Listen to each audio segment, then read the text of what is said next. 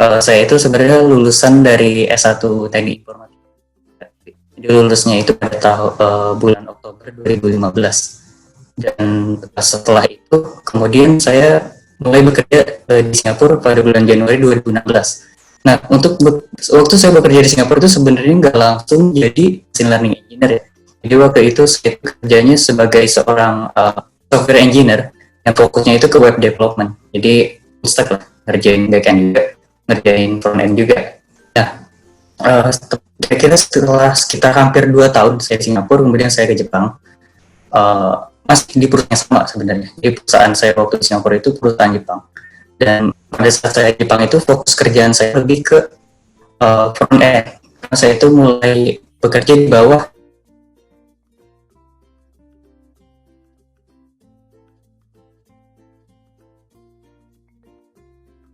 gitu, yang mengurusi UI komponen di perusahaan. Nah, setelah setahun suara putus. Iya. Koneksinya kayaknya. Oh, bentar. Coba saya ganti koneksi dulu ya. Maaf sebentar.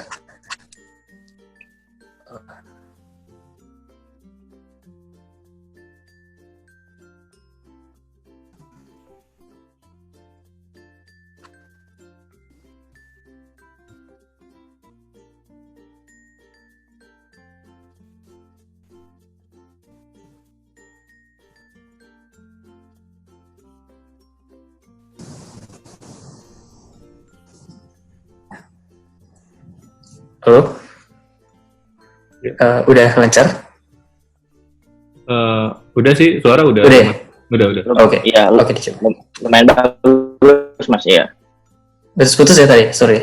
Tadi udah sampai mana ya kira-kira putus-putus ya? Tadi pengenalan sih, background. Oh, masih pengenalan aja ya. Oke. Kemudian kan setelah dari Jepang saya sempat ke Jerman gitu ya. Jadi saya itu sebenarnya rencananya waktu itu mau lanjut studi S2 ya. Jadi mata kuliah semua yang saya ambil itu berhubungan dengan AI. Berhubungan dengan AI. Jadi kayak humanoid robotics, data mining, advanced deep learning gitu. Pokoknya semua yang berhubungan dengan AI. Nah, setelah 1 semester saya kuliah di Jerman sebenarnya karena ada masalah pribadi ya, yang akhirnya saya memutuskan buat berhenti gitu. Yang mulailah saya sebenarnya mencari kerja. Fokus kerja saya itu di bidang machine learning engineer. Machine learning engineer, data scientist, computer vision engineer gitu. Waktu itu hal-hal seputar itu gitu yang saya cari.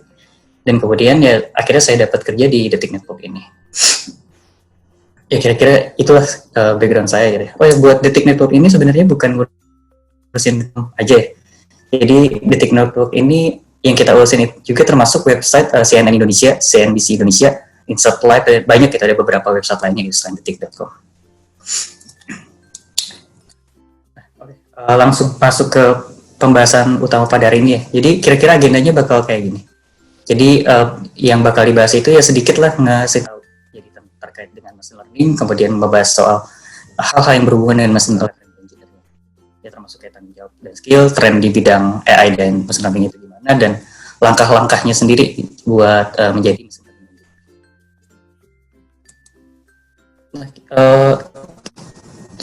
Masuk ke membahas ini definisi dari machine learning sendiri. Jadi machine learning itu sebenarnya bukan istilah yang baru ya.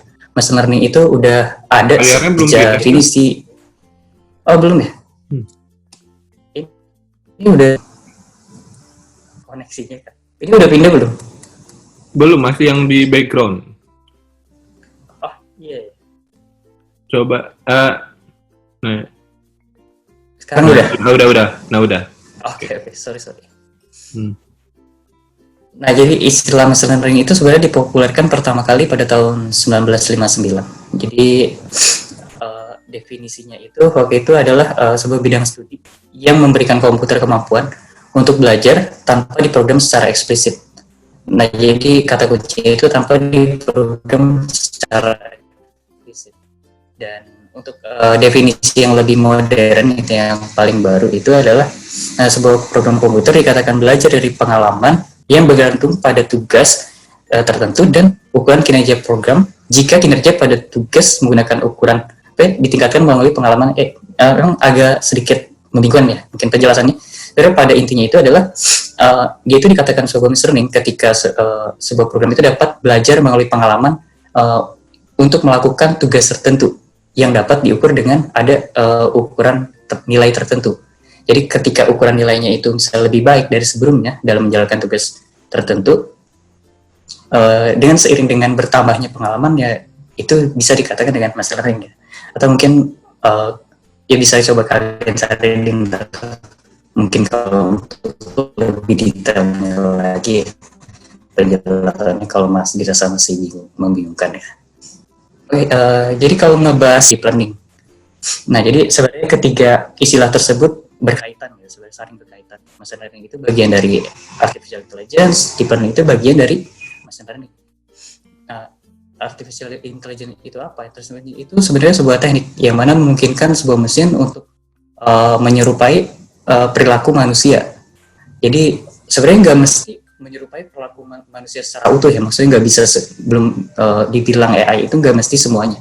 Misalnya sebagai contoh misalnya suatu AI dalam bermain catur misalnya, kan main catur jadi AI itu bisa bermain catur melawan orang. Itu sebenarnya kan menirukan perilaku manusia, di mana manusia bisa berpikir, di mana manusia bisa bermain catur. Itu salah satu contohnya. Cuman spesifik untuk tas tertentu aja gitu. Itu udah sebenarnya teknik yang digunakan untuk mencapai tujuan AI tersebut, untuk memungkinkan suatu mesin menirukan perilaku manusia. Yang caranya gimana? Sama seperti definisinya tadi. Itu caranya adalah dengan belajar dari experience atau dalam ini belajar dari data. Gitu.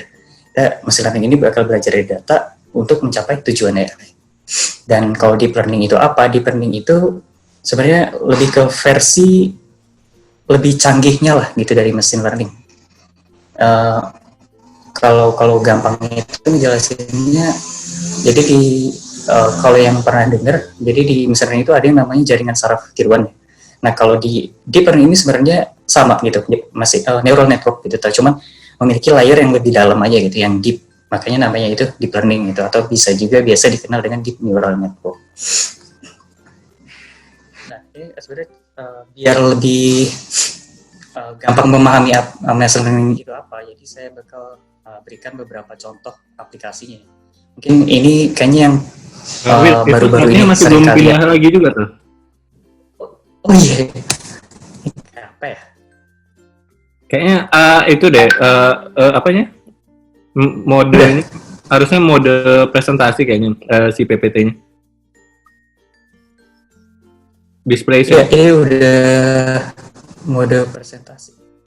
Oh, kalau yang di layar si, nah, itunya kayaknya Will share screen-nya. Waktu share screen pilihnya yang paling kiri atas. Oke. Jadi bukan PPT-nya yang di share. Oke, sebentar, gue coba lagi. Oke, udah ya. Nah, oke, ini baru. Oke, guys. Jadi tadi yang skip slide sebelumnya nggak kelihatan tadi makanya. Yang slide yang kelihatan yang mana tadi? Terakhir yang definisi tadi. Iya. Okay. Nah, yang ini belum tadi nggak kelihatan. Terakhir kelihatan baru di revisi. Kalau ini berarti yang sebelumnya. Tadi ya bisa. Ya penjelasannya udahlah tadi kali ya. Oke. Kalau kalian lihat ya diagramnya kan masing-masing istilah itu saling berkaitan lah gitu. Kalau untuk penjelasannya ya seperti yang saya udah jelasin tadi. Atau nanti kan slide-nya kan bakal di-share ya ke teman-teman semua, jadi mungkin ya biar lebih enak lagi nanti bisa di-share ke teman-teman. Oke, ini contoh aplikasinya yang tadi saya bilang kan yang misalnya kalau baru akhir-akhir ini kan sering dengar gitu soal pendeteksi COVID. Nah sebenarnya pendeteksi COVID ini sebenarnya menggunakan teknik machine learning gitu sebenarnya untuk bisa menemukan bahwa ada tanda gitu pada suatu gambar X-ray, tanda bahwa orang tersebut misalnya menderita COVID gitu, ada tanda. Tujuannya apa ya? Tujuannya sebenarnya membantu. Yang pasti ini membantu banget kan, membantu petugas kesehatan, membantu dokter dalam mendiagnosa penyakit tersebut. Jadi ketika suatu gambar X-ray masuk ke dalam model machine learning, sebenarnya proses inference, proses pendeteksian itu akan cepat banget gitu. Dalam hitungan detik, bahkan nggak nyampe sedetik gitu. Yang tentu aja, yang pasti itu bakal ngebantu banget kan, bakal lebih efisien gitu dalam mendiagnosa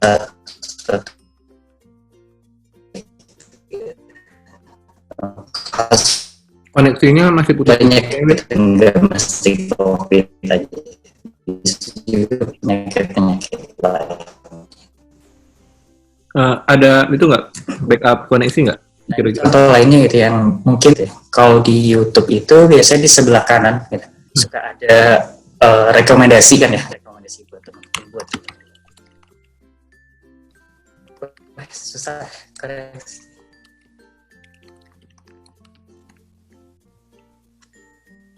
Sorry sebentar.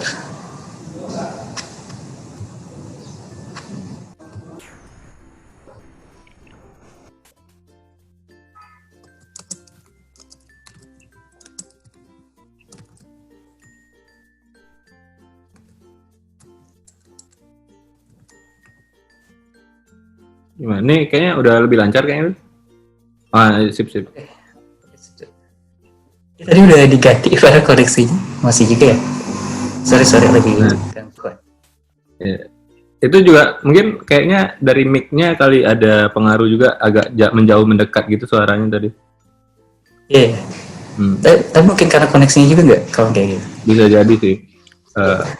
Tapi ini udah nggak putus-putus lagi sih suaranya. Oke, siap. Sorry ya semua. Sorry. Oke. Jadi tadi gue pas gue ngomong soal video YouTube tadi nih. Tadi putus-putus tadi pas yang bagian terakhir itu sih yang di Oke. Gue ulang dikit lah. Iya, boleh. Ya, jadi kan kalau teman-teman kan yang sering pakai video YouTube, sering nonton video YouTube kan suka lihat ya di sebelah kanan gitu, suka ada bagian rekomendasi gitu kayak yang dimerahin itu. Jadi itu sebenarnya menggunakan machine learning gitu. Jadi machine learning itu belajar dari history browsing kalian. Jadi kalian itu sebelumnya pernah buka apa aja gitu. Nanti YouTube bahkan merekomendasikan video yang kira-kira cocok sesuai minat kalian gitu. Tujuannya apa ya? Tujuannya biar kalian betah buka YouTube ya. Jadi kalian bakal terus-terusan buka YouTube, yang tentu aja itu akan meningkatkan pendapatan dari YouTube sendiri. Dan selanjutnya misalnya kalau kalian pernah di-tag pada aplikasi Facebook, tapi sebenarnya teman kalian nggak nge-tag, jadi otomatis gitu Facebook bakal mendeteksi wajah kalian. Nah itu juga sebenarnya machine learning. Machine learning belajar mengetahui bagaimana sih bentuk muka kalian, dan machine learning akan mencoba dan setelah itu akan dicoba oleh sistem ditandain gitu, menandain wajah kalian pada foto tersebut. Dan contoh lainnya adalah pada voice assistant, misalnya pada Siri atau Google Assistant. Di sini juga ada teknologi machine learning gitu di belakang. Jadi bisa mengenali suara kalian gitu, bisa mengenali apa sih maksud dari pertanyaan kalian, dan akan dibantukan oleh Siri atau Google Assistant misalnya dalam mencarikan sesuatu, atau misalnya dalam menghidupkan alarm misalnya dan sebagainya. Contoh ya, kalau misalnya nggak pakai mic dari, kalau pakai mic bawaan laptop dia bisa nggak tuh, atau dari laptopnya nggak ada mic bawaan ya? Coba gue tes ya. Iya.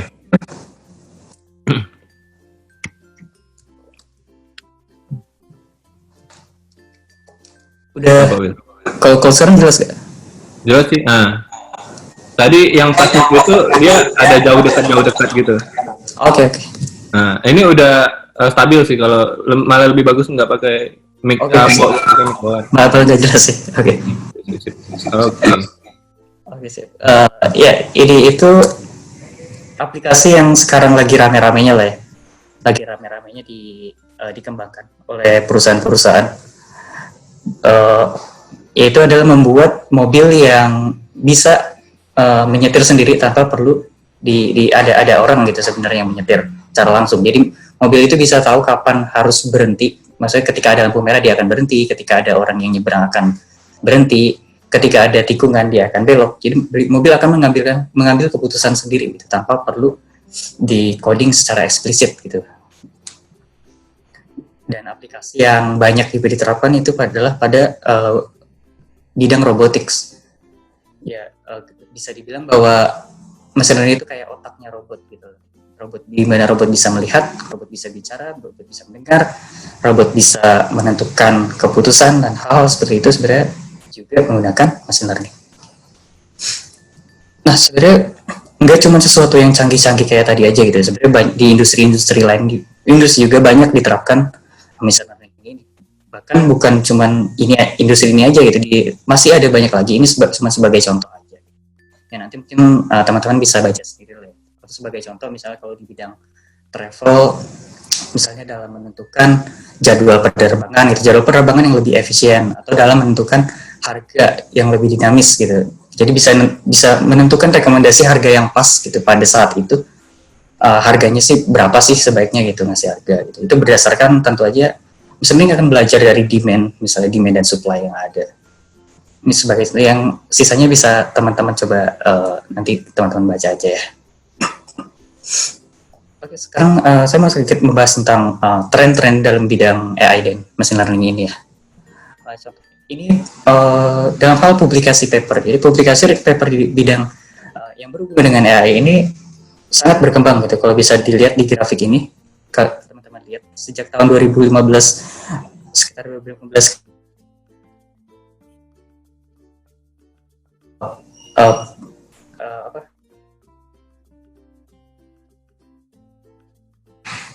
sorry, internetnya kayaknya nggak stabil. Oke.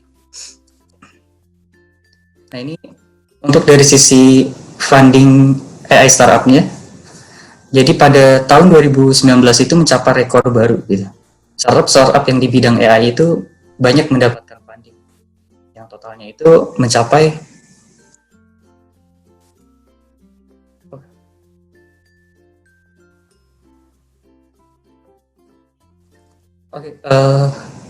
sorry internetnya itu lagi ya, nggak stabil lagi. Kalau internet mobil kali? Ya?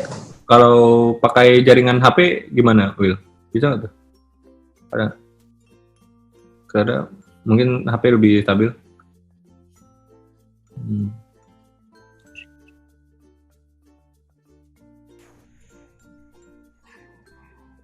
Apa ya?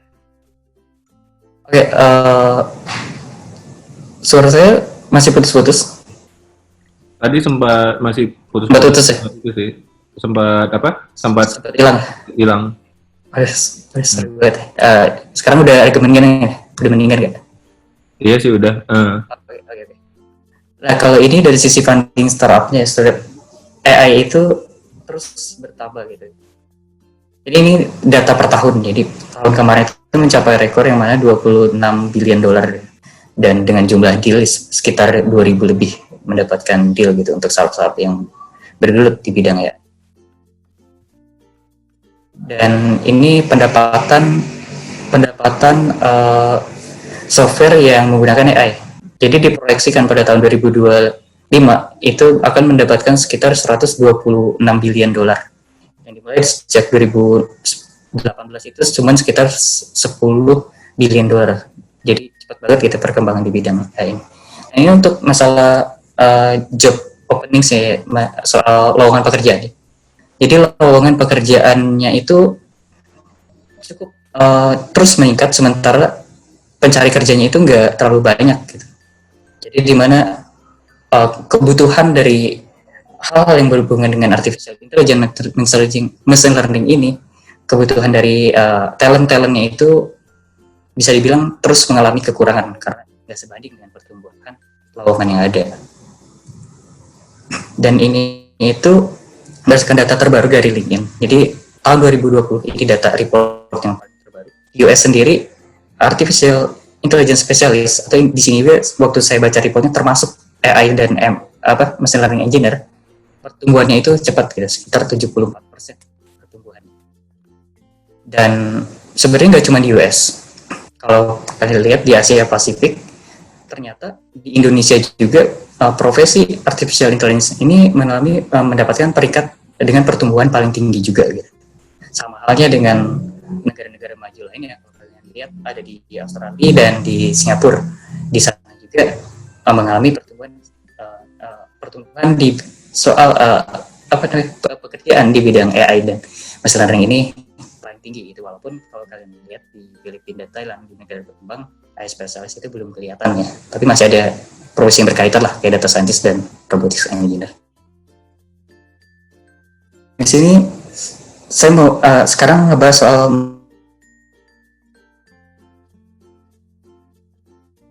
data science dan software engineer. Di posisinya itu ada di tengah-tengah, machine learning engineer itu di antara software engineer dan data scientist.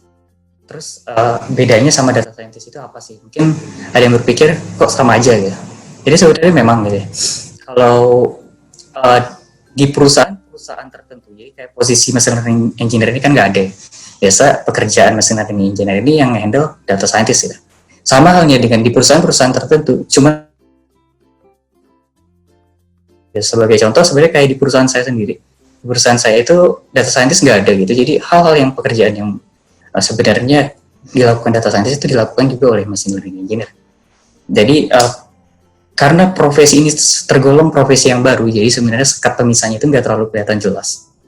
Jadi bisa aja gitu di perusahaan tertentu data scientist itu ngerjain machine learning engineer, machine learning engineer ngerjain data science juga, itu hal-hal yang biasa masih yang wajar gitu. Tapi kalau perbedaan antara data scientist dan machine learning engineer. Jadi kalau data scientist itu fokusnya ke menganalisa data, memberikan business insight dan melakukan prototyping model. Beda halnya dengan machine learning engineer, fokusnya itu lebih ke mendevelop dan mendeploy machine learning model atau produk sampai ke production. Jadi ada kelihatan lah pemisahnya. Jadi setelah modelnya dioptimasi oleh data scientist, machine learning engineer akan mendevelop dan mendeploy model tersebut hingga ke production. Kira-kira seperti itulah kalau ada perusahaan yang membedakan profesi ini. Responsibility-nya dari seorang machine learning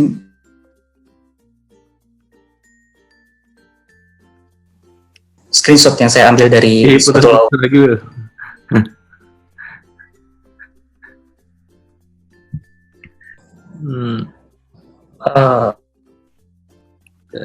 itu pakai koneksi apa, Will? Maksudnya ini kalau yang ini sekarang pakai tethering sih tadi. Sekarang udah dibalikin lagi pakai wifi ke kosan. Kalau sekarang jelas. Dulunya bermasalah ya? Iya, masih putus-putus. Yang ini masih putus-putus nih. Iya. Atau kalau coba. Kalau mungkin matiin video webcamnya ngaruh nggak ya?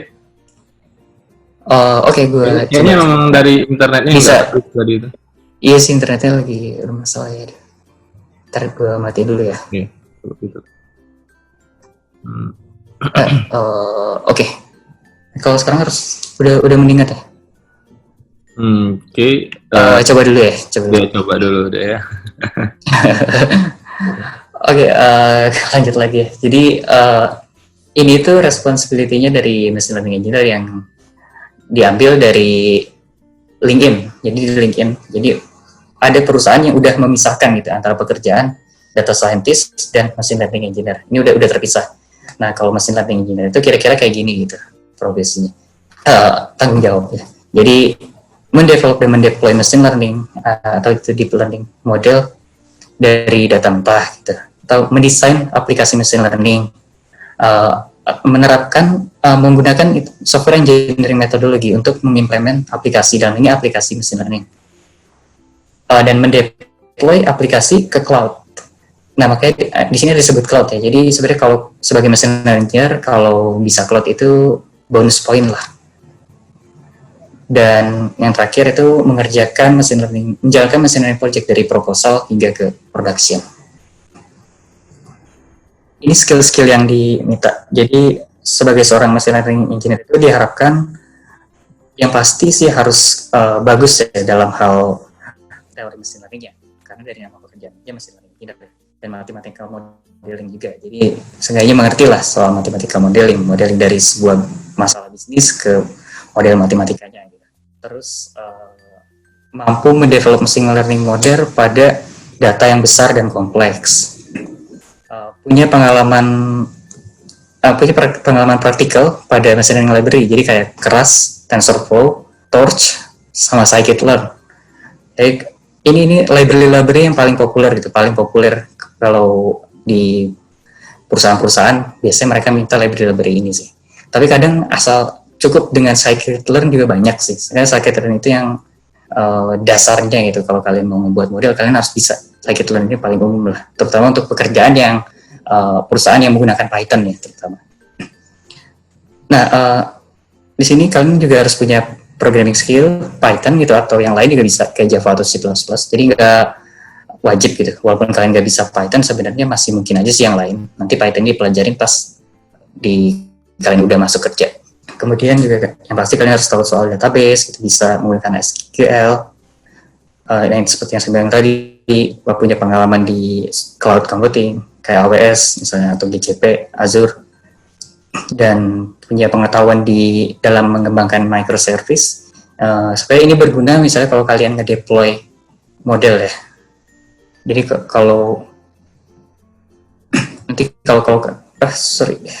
jadi nanti kalau kalian mendeploy model kan misalnya bisa di deploy dalam bentuk API gitu. Nah, makanya kalian perlu tahu soal microservice ini.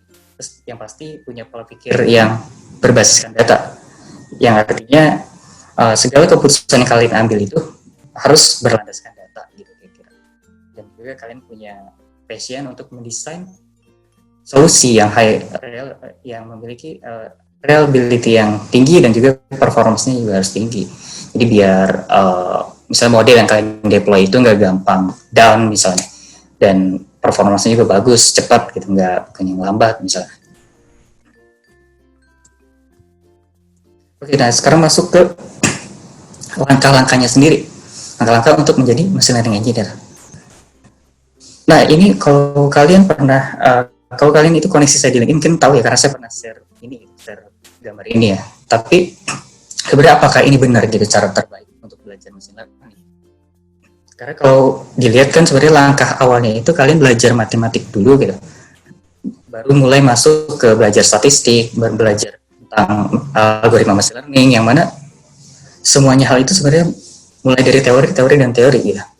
Dan bahkan kalian baru mulai mengerjakan yang namanya machine learning project itu pada step terakhir. Menurut saya sih mungkin ini cara terbaik bagi sebagian orang, tapi buat sebagian orang lagi cara ini mungkin sebenarnya nggak baik ya. Karena untuk belajar materi-materi yang kayak matematika dan statistik dan lain itu kan sebenarnya cukup berat ya.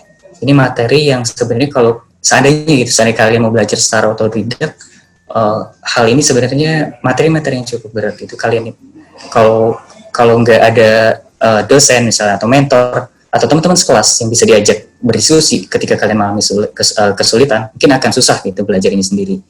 Yang pada akhirnya mungkin kalian akan keburu bosan duluan gitu. Nah, kalau kalian tipe orang yang pengennya sebenarnya mulai dengan praktek atau sebenarnya pengen belajar secara otodidak, kalau menurut saya sih yang lebih bagus sebenarnya caranya yang ini gitu. Jadi langkah-langkah ini sebenarnya dipopulerkan oleh ada seseorang gitu, namanya itu Daniel Berg. Jadi dia itu berhasil menjadi seorang machine learning engineer dengan cara belajar otodidak. Jadi background-nya sendiri sebenarnya dia itu adalah dari jurusan ilmu kesehatan nutrisi, yang mana sebenarnya nggak ada hubungannya sama sekali kan ya. Jadi yang namanya pengalaman ngoding dia nggak punya gitu, yang namanya soal statistik dan matematika juga dia nggak punya gitu untuk di jurusan dia sebelumnya. Dan caranya gimana? Jadi belajar sendiri dan dia fokus belajar tiap hari, belajar konsisten, yang pada akhirnya ada perusahaan yang mau menerima dia gitu sebagai seorang machine learning engineer. Dan ini langkah yang dia tawarkan. Jadi langkahnya itu di sini lebih ke praktikal ya kalau dilihat. Jadi step by stepnya itu nggak kelihatan malah statistik dan matematikanya. Tapi gimana akhirnya bisa? Sebenarnya ada lah gitu. Sebenarnya bisa. Jadi misalnya kalau kalian belajar praktikal machine learning atau teori machine learning, sebenarnya bakal pasti menemukan namanya istilah matematika dan istilah statistik. Itu mau nggak mau. Nah, ketika kalian menemukan istilah tersebut, langsung kalian cari, langsung kalian pelajari lebih dalam. Jadi jangan di skip gitu ketika kalian menjalankan langkah-langkah ini gitu. Yang dimana langkah ini akan coba saya jelaskan satu persatu ya, dan ada resource-nya juga gitu. Jadi misalnya ini yang pertama itu belajar Python, data science tools, dan machine learning concept. Eh, Ya, di sini ada resource-resource-nya gitu. Kalau yang pertama itu untuk belajar basic AI sama machine learning, belajar konsep-konsepnya itu pakai website yang itu bagus. Itu kalau udah saya lihat gitu, jadi website itu bagus lah buat pemula gitu mau belajar di. Ini jelasin detail banget dari mulai apa itu AI sampai juga ngejelasin soal beberapa algoritma machine learning sendiri. Terus kalian juga bisa belajar Python dari link YouTube ini. Jadi link YouTube ini kayak video selama 4 jam. Tutorial seingat saya sih ada itunya, ada title Indonesianya, jadi bisa kalian belajar dari situ ngikutin tutorialnya, dan ada juga di sini belajar Jupyter Notebook. Nah, ketiga hal ini kalian lakukan secara bersamaan, jadi bukan berarti step by step ya. Jadi bisa kalian lakukan secara paralel, ketiga-tiganya kalian pelajari gitu. Buat yang belum tahu, jadi Jupyter Notebook itu apa? Jadi Jupyter Notebook itu web aplikasi, sebenarnya web aplikasi yang para data scientist dan machine learning engineer wajib tahu. Jadi ini tuh tools kalau kalian mengeksplor data, kalau kalian membuat model, biasanya pakai ini, gitu. Pasti pakai ini. Gitu. Nah, setelah kalian lancar di hal-hal yang sebelumnya tadi, baru kalian masuk ke belajar data analisis dan visualisasi dengan menggunakan Pandas, NumPy, dan Matplotlib. Semua Pandas, NumPy, dan Matplotlib ini sebenarnya library pada Python. Jadi sebelumnya, jadi hal-hal yang diajarin ini sebenarnya fokusnya lebih ke belajar data science menggunakan Python. Jadi memang ada sih pemrograman lain ya, kayak bahasa pemrograman kayak R gitu buat data science. Tapi kalau buat pemula sih disarankan pakai Python. Oke, nah untuk Pandas ini kalian bisa ada link YouTube-nya di sini. Bisa langsung nanti kalian buka aja. Dan NumPy juga ada, itu juga bagus. Matplotlib juga YouTube, ini semuanya YouTube, dan kecuali yang paling terakhir itu dari Coursera, dan itu bisa juga sebenarnya belajar secara gratis, cuman nggak dapat sertifikat, nggak masalah gitu, yang penting kan ilmunya gitu, ilmunya bagus dari yang paling terakhir ini. Setelah kalian belajar data analisis dan visualisasi, barulah kalian mulai belajar menggunakan scikit-learn, belajar machine learning menggunakan scikit-learn. Ini seperti yang saya bilang tadi, ini kan scikit-learn ini library yang paling populer di lowongan-lowongan pekerjaan. Gitu. Pasti ada harus bisa gitu yang namanya scikit-learn ini kalau kalian mau menjadi machine learning engineer. Karena mungkin kalau saya lihat kesalahannya bagi pemula itu, mereka nggak belajar scikit-learn tapi langsung masuk ke TensorFlow atau Torch gitu, yang mana itu adalah framework deep learning. Sebenarnya kalau mau belajar machine learning itu, bagusnya mulai dari tradisional machine learning dulu, jangan langsung ke deep learning. Karena sebenarnya di perusahaan-perusahaan juga sebenarnya dari pengalaman saya, sebenarnya nggak semua hal itu harus diterapkan pakai deep learning. Dan nggak semua hal itu bisa diterapkan pakai deep learning. Karena deep learning itu sebuah algoritma yang haus data gitu. Kalau kalian nggak punya data yang cukup buat mentraining model deep learning, kalian nggak akan dapat hasil yang bagus gitu. Makanya penting banget gitu kalau kalian punya pemahaman dalam pengalaman dalam tradisional machine learning yang dalam hal ini menggunakan scikit-learn. Dan ini ada playlist dari video YouTube yang bisa kalian pakai gitu buat belajar. Kemudian barulah setelah itu kalian masuk belajar deep learning. Nah, di sini resource-nya sendiri saya pernah ngambil yang atas ya. Ada satu course yang paling atas itu yang deep learning AI. Itu bagus ya buat kalian mendapatkan pengetahuan fundamental terkait dengan algoritma deep learning. Bahkan kalian belajar sampai bagaimana sih algoritma deep learning itu bekerja. Di sana kalian bakal belajar. Jadi di sini fokusnya bukan belajar ke framework-nya, tapi ke teori konsep soal algoritma. Dan di bawah sebenarnya saya belum pernah baca, tapi ini direkomendasikan gitu oleh orang yang mempopulerkan step ini. Jadi orang yang belajar secara otodidak tadi. Nah, yang terakhir ini beberapanya saya lakukan dan itu menurut saya sih sangat efektif banget. Contohnya adalah membangun machine learning project. Nah, ini saya lakukan waktu itu sebelum saya mulai melamar kerja ke beberapa perusahaan. Yang saya lakukan adalah fokusnya membangun project dulu. Jadi dicari kasus tertentu gitu yang kalian suka, gitu. Cari kasus tertentu yang kalian suka dan kalian terapkan ilmu yang udah kalian pelajari di step-step sebelumnya untuk membangun machine learning project. Setelah kalian setelah project jadi, terus kalian masukkan ke repository kalian, misalnya kayak GitLab gitu atau GitHub. Nah, itu bagus banget karena perusahaan biasanya bakal melihat itu pengalaman bagaimana sih kalian membangun project-project yang berhubungan dengan machine learning ini. Nah, setelah itu kalian bisa ikut Kaggle. Kaggle ini platform yang isinya itu kayak kompetisi-kompetisi di bidang data science. Nah, ini bagus buat belajar juga sebenarnya. Jadi di Kaggle itu ada kayak kompetisi buat beginnernya gitu. Jadi buat belajarnya, ada kompetisi buat belajar. Dan di situ itu banyak solusi-solusi yang diterapkan oleh orang-orang. Jadi orang-orang yang punya banyak pengalaman gitu, mereka biasanya nge-share solusi mereka gimana. Nah, kalian bisa pelajarin dari itu gitu, dari dokumen-dokumen yang mereka buat. Dan ini bagus banget gitu, terutama buat pemula gitu, buat belajar bagaimana sih flow dari mengembangkan suatu machine learning model itu. Nah, selanjutnya itu terkait buku. Jadi kalau buku sendiri jujur gitu, kalau saya sendiri belum ada pengalaman pernah menyelesaikan buku gitu sampai habis. Tapi saya kasih linknya gitu. Jadi link ini ada review dari seseorang yang udah pernah menyelesaikan buku. Dan silakan teman-teman tonton sendiri aja ya. Jadi saya sendiri juga jadi nggak bisa sebenarnya mau merekomendasikan buku mana yang bagus gitu. Karena saya sendiri belum pernah gitu jujur. Dan mohon maaf gitu. Jadi kalau teman-teman tertarik membaca buku terkait dengan machine learning, silakan buka videonya.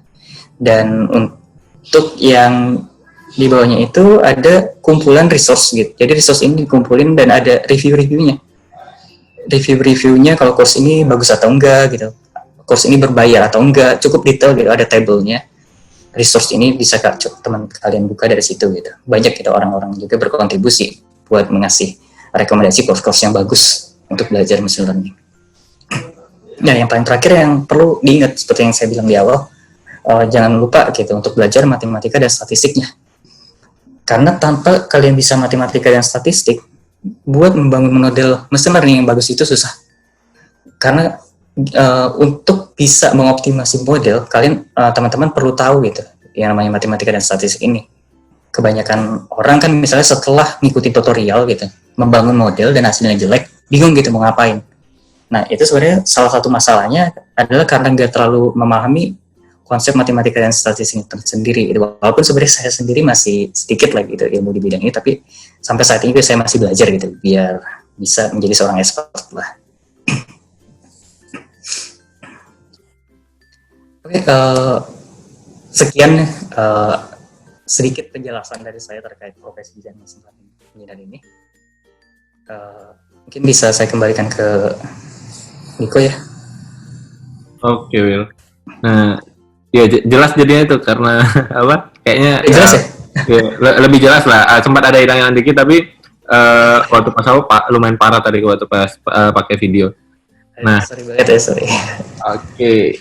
Nah, jadi mungkin seperti biasa kalau yang kemarin sama tadi ikut sharing, kita ada sesi foto. Jadi sesi fotonya itu nanti kita screenshot.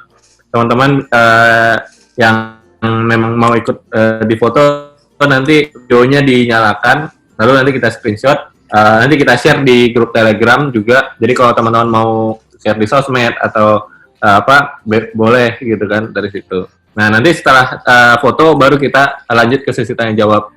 Jadi mungkin teman-teman bisa coba nyalain video. Ini dari Willy mungkin stop screen share dulu kali ya. Bentar. Oke. Nah, terus kita bisa nyalain videonya. Sip. Nah, nanti dari saya hitung mundur 3 2 1 lalu saya screenshot. Ini total ada 3 halaman. Jadi 3 kali screenshot berarti. Oke, kita mulai ya.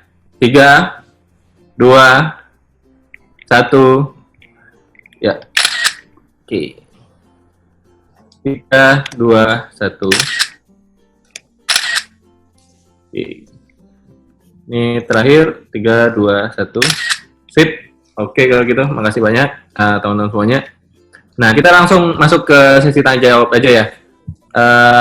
Dari Ini Mas Arya itu ada nanya, untuk portofolio cukup di Jupyter Notebook aja atau perlu sampai end-to-end project, Mas Willy?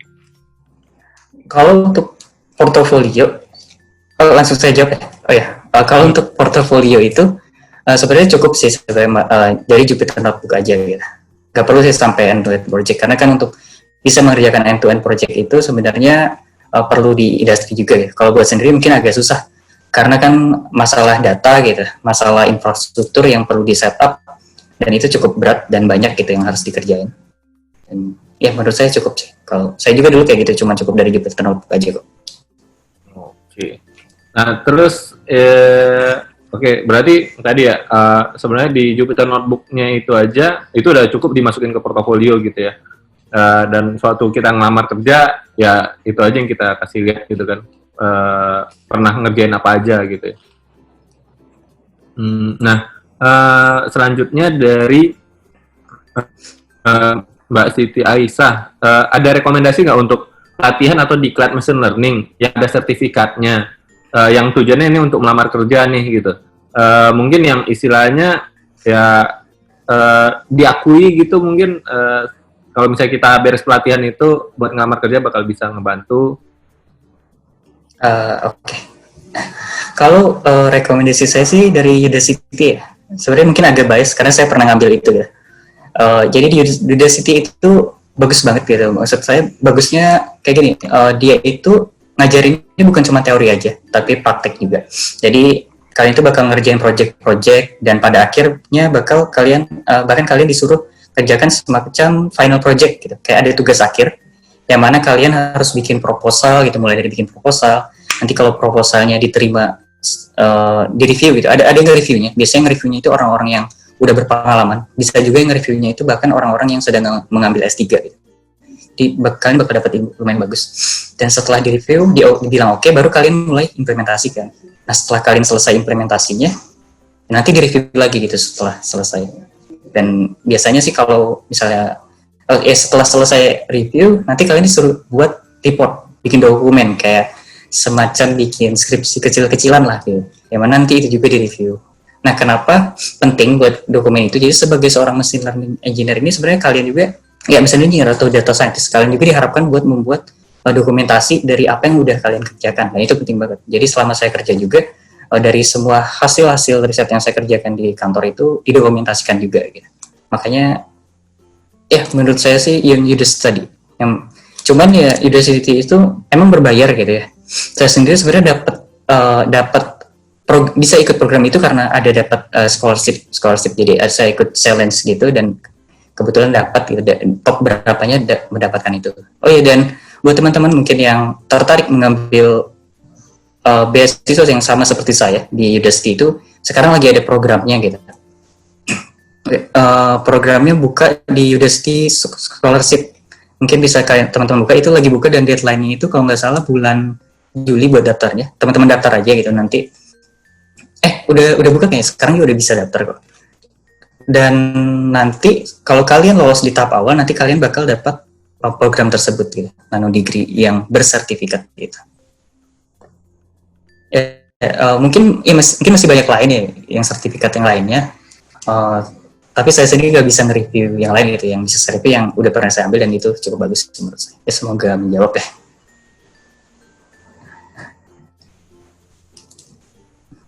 Ya, itu ada yang saya share linknya, itu tentang AWS Machine Learning Scholarship Program. Iya, dari situ yang ada, yang AWS itu. Okay. Dia kalau antara Udacity sama Coursera lebih mahalan Udacity. Udacity itu $400 sebulan, kalau Coursera $50 sebulan. Tapi kalau Coursera dia nggak ada nge-review kerja kayak tadi itu kan, berarti ini ya, ada review apa yang kita kerjain gitu. Ya, ini bagusnya itu. Jadi kita dikasih tahu gitu kalau sesuatu yang kita kerjain itu udah benar atau enggak gitu. Itu bagus banget sih menurut saya. Dan kita benar-benar ngerjain project dan dibimbing bisa sampai projectnya itu bisa jadi portofolio kita gitu. Kan jadi beberapa project nanti kalian bakal dikasih tugas beberapa project dan itu bisa kalian taruh di GitHub kalian. Dan itu berguna banget sih buat nyari kerja menurut saya. Biasanya tuh yang terkenal ada 3 kan, Udacity, Coursera, Udemy. Udemy Iya. yang murah istilahnya, tapi yang latihnya di apa ya, disebar gitu ya. Jadi siapa aja bisa ngajar, jadi pengajar kalau di Udemy.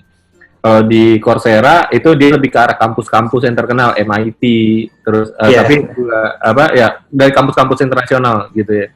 Kalau Iya, Udacity iya.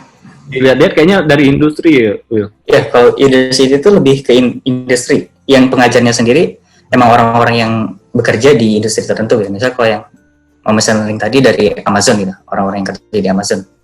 Ya, tergantung tujuannya mungkin ya. Kalau tujuannya mungkin pada akhirnya pengen jadi researcher, mungkin fokusnya belajar yang lebih ke teoritis aja mungkin ya. Karena Udacity ini lebih ke praktek sih buat yang mau jadi engineer gitu. Cocoknya ambil itu. Ya walaupun emang mahal sih, tapi ya mumpung ada beasiswa yang tadi, coba gitu. Bisa teman-teman coba. Lumayan juga tuh. Berarti kalau 800 berapa dolar tadi? $800 Iya. 10 juta sebulan ya? 800 Sebulan kayaknya 400 dolar ya itu ya. $400 ya tadi. Kalau nggak salah ada diskon apa nih, diskon COVID gitu. Oh, ini cloud computing. Ya sih, ya lumayan. Kalau untuk di standar Indonesia mungkin masih apa ya? Ya lumayan mahal sih. 6 juta sebulan, tapi artinya kayak kita beli 6 juta lalu kita kejar-kejaran aja gitu ya, 1 bulan kena, kalau karena 1 bulan nggak beres kita bayar lagi bulan kedua gitu ya. Iya, kayak itu sih masalahnya. Ya tapi sebenarnya pada intinya bukan sertifikatnya sih yang dikejar gitu. Jadi yang perlu yang diingat gitu, yang dikejar itu harusnya ilmunya gitu. Tapi walaupun teman-teman mau ngambil yang gratisan juga nggak masalah gitu. Selama teman-teman bisa ngebuktiin gitu kalau teman-teman bisa mengerjakan proyek tertentu gitu. Ya kira-kira kayak gitu lah. Nah, itu tadi ya buat yang tentang pelatihan-pelatihan. Saya tambahin aja satu lagi, edX. Itu nanti mungkin teman-teman bisa lihat juga. Harusnya bisa. Ya, bisa. edX juga lagi ada, karena corona lagi ada kelas-kelas gratis juga di situ. Nah, mungkin lanjut pertanyaan aja dulu ya. Di sini itu boleh cerita nggak, Will? Jadi di sini dari Dwiki Firdaus itu nanya, implementasi machine learning kalau di Detik Networks itu kayak gimana ya? Ada bisa cerita nggak kalau di Detik Network seperti apa? Implementasi di Detik Network ya? Kayaknya sama aja gitu kayak pada umumnya. Kita mulainya dari masalahnya itu apa gitu. Kita mulai berangkat dari masalahnya apa, masalah yang kira-kira bisa dipecahkan dengan machine learning gitu. Setelah kita mulai dari sana, baru kita memikirkan implementasinya gitu. Kita riset dulu gitu. Kira-kira bisa menggunakan algoritma apa aja gitu. Kita riset itu berdasarkan dari paper-paper. Sebenarnya bukan kita sih, sebenarnya itu lebih ke saya. Jadi saya biasanya kayak gitu. Jadi saya biasanya baca paper-paper dan lihat dari hasil penelitian yang udah ada gitu. Metode yang kayak gimana yang kayak lebih bagus, algoritma yang mana yang bagus. Itu saya baca, baru saya coba-coba gitu, saya implementasikan. Dan setelah selesai diimplementasikan, saya coba tuning gitu, terus diimprove, nanti di-review sama atasan. Setelah lolos review, apakah modelnya bagus atau enggak gitu. Apakah kalau menurut atasan oke, ya jalan gitu. Mulai masuk ke implementasi sampai ke production-nya gitu, mulai membuat pipeline machine learning-nya. Jadi ngebuat kayak biar model mesinnya bisa dipakai sampai ke tangan customer itu hasilnya. Nah, baru mulai ke situ. Jadi kalau selama atasan belum bilang oke, kita iterasi terus. Mulai bikin model lagi, ulang lagi dan itu terus itu. Bahkan pernah juga sebenarnya pada akhirnya karena udah mentok gitu. Sebenarnya kan nggak semua data atau semua masalah bisa diterapkan juga sebenarnya pakai mesin. Nah, karena udah mentok, akhirnya udah gitu. Akhirnya proyeknya di stop, jalan ke proyek yang lain. Jadi implementasinya kayak gitu sih, lebih ke iteratif. Pertamanya iteratif deploy ke production.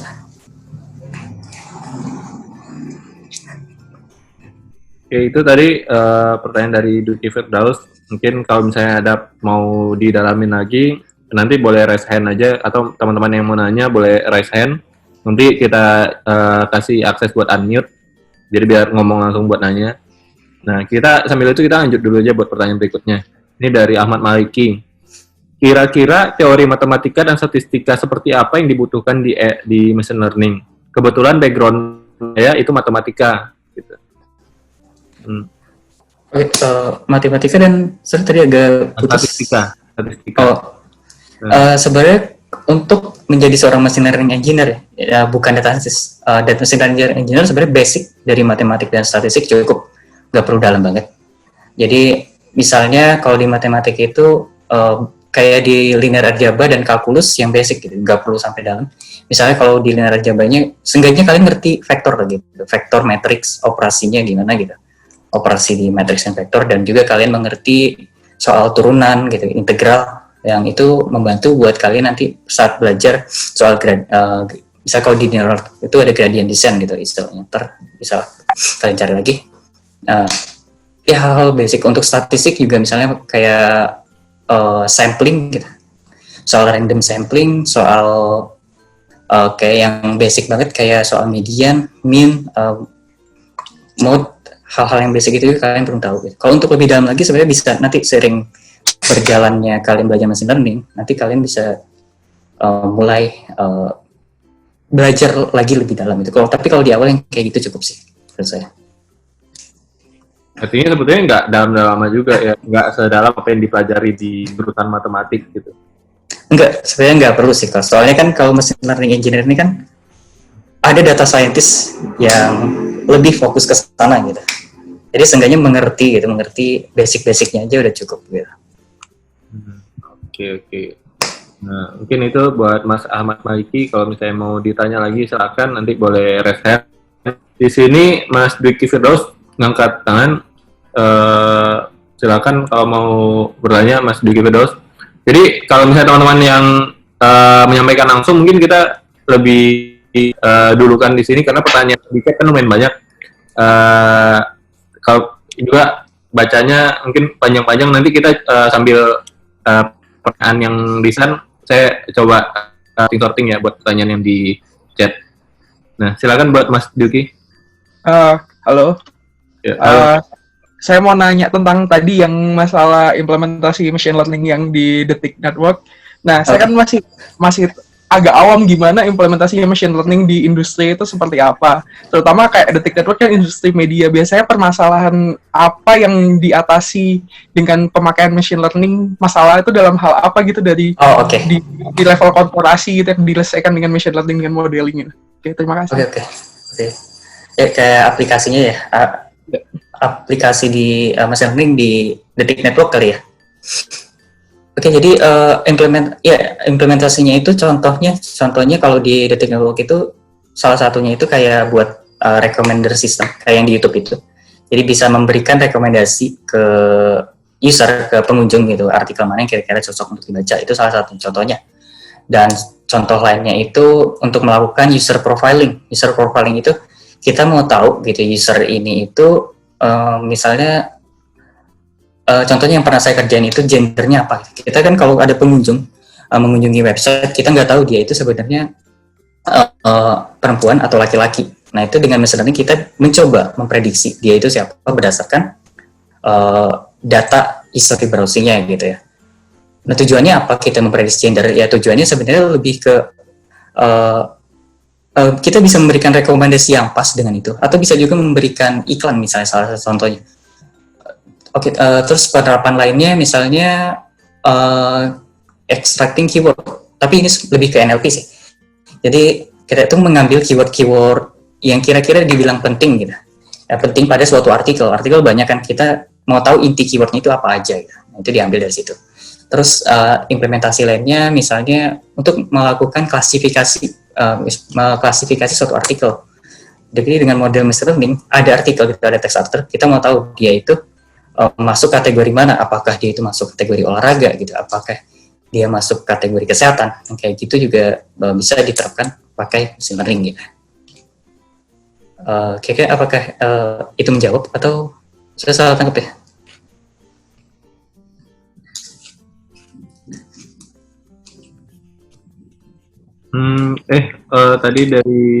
Tadi siapa Mas?